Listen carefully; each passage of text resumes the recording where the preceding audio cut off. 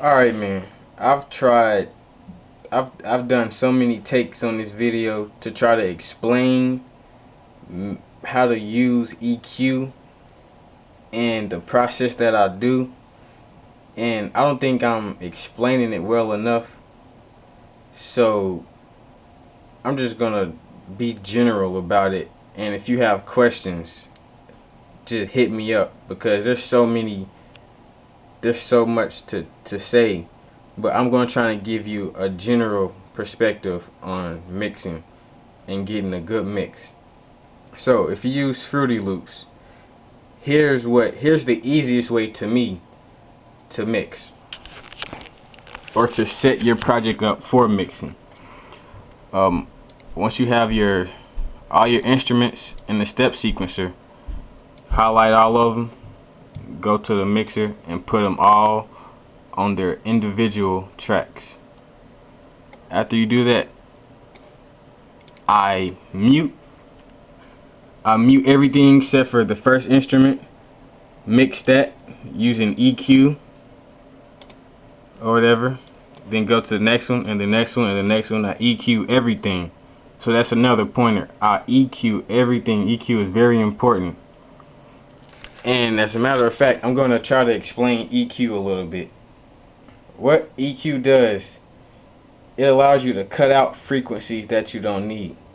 For instance, in the kick you want it to hit, right? You want it to be that, you want it to have bass and low ends.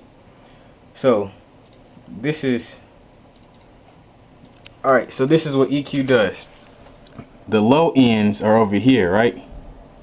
So I boosted the low end, right?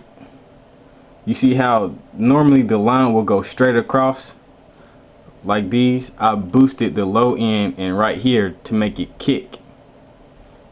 Usually I would cut off the high ends because it's a kick, but I didn't. So that's one example of EQ. I boosted what I needed and I cut off what I didn't. What's another example? On these bell type sounds right here,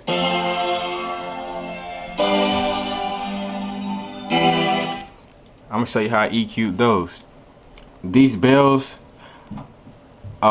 there's no real sub bass or anything, so I cut off this low end, and actually it was too high for me in these frequencies right here. You know, it was too high, so I actually cut some of the frequency out of it, some of the mid ranges, so to get this. I'm gonna show you what it sounds like without the EQ on it.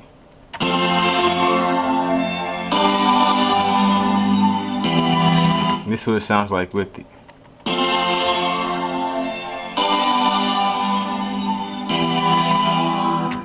You may not be able to tell any difference, but shoot.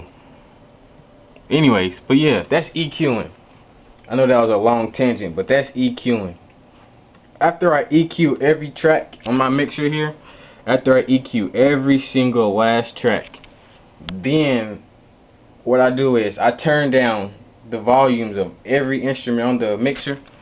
So I go in here and I turn down everything, right? Boom, boom, everything's down. You feel me? I turn everything down and then I start off with the bass melody. So I'll raise that up.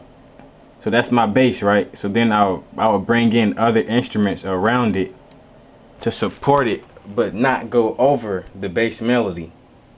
So after I mix in the volumes how I want it, then if it's clipping, I just put Fruity Soft Clipper on it.